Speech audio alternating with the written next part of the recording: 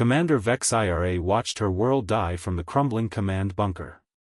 The Corthian invasion had been brutal and efficient. In 3 weeks, they'd reduced the Taurinian civilization from a proud spacefaring species to scattered refugees hiding in ruins. Southern District has fallen, her tactical officer reported, mandibles clicking in distress. We have maybe 2 hours before they breach this position. Vex IRA's 4 eyes tracked the holographic display. Red markers, Corthian forces, surrounded the last pocket of resistance. 3,000 civilians sheltered in the tunnels below. No weapons. No hope. The galactic distress beacon had been broadcasting for days. No one answered. No one ever did when the Corthians came. Then the sky screamed. Something punched through the atmosphere at impossible velocity, trailing plasma and fire. Corthian anti-air batteries tracked it, fired, missed. The object struck ground in the plaza outside the bunker with a thunderclap that shook dust from the ceiling. Through the cracked windows, Vex IRA saw it, a metallic pod, still glowing red-hot, its surface scorched black by atmospheric entry. Steam hissed as hydraulics engaged. The pod sides blossomed open like a mechanical flower. A figure stepped out. Human. Vex IRA recognized the species from intelligence briefings. They were new to the galaxy, primitively aggressive, avoided by most civilized races. This one stood 2 meters tall, encased in powered armor that hummed with barely contained energy. A full helmet obscured its face. Across its back, a rifle longer than Vex IRA was tall, and enough ammunition to outfit a platoon.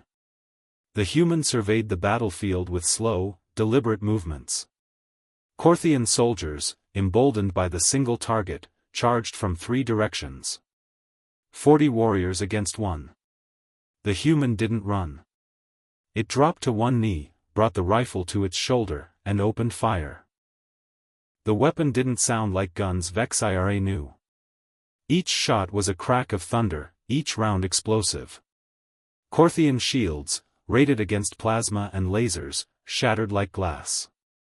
Armor designed to withstand directed energy melted under kinetic impacts traveling at hypersonic speeds. The human moved like liquid death. It would fire, pivot, fire again, each motion economical and precise. When the rifle clicked empty, it didn't reload, it drew a sidearm and kept shooting. When a Corthian got close, the human simply grabbed it with one armored hand and threw the creature through a concrete wall. In 90 seconds, 40 Corthian warriors lay dead or dying. The human reloaded with practiced ease and spoke. Its helmet translator crackled. Command, this is Gunnery Sergeant Maria Chen, UNMC Force Recon. Beachhead secured. Civilians? Vex IRA found her voice. 3,000. Underground. We can't fight. We're not warriors. Ma'am, you've held this position for 3 weeks against a superior force. Chen's helmet tilted toward the bunker. You're warriors.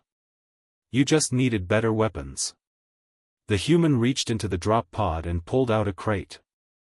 Inside, human firearms, ammunition, armor.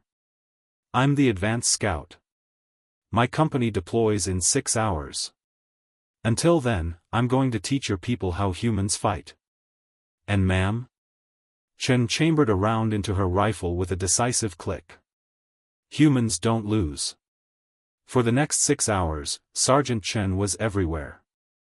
She fortified positions with impossible speed, taught Taurinians to shoot with lethal efficiency, and personally held the eastern approach against 3 Corthian counterattacks. When more drop pods began falling like metal rain, bringing hundreds of human marines, the Corthians broke. They'd never faced humans before.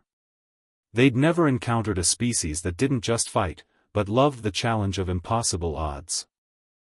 3 months later, the Corthians sued for peace and withdrew from Taurinian space.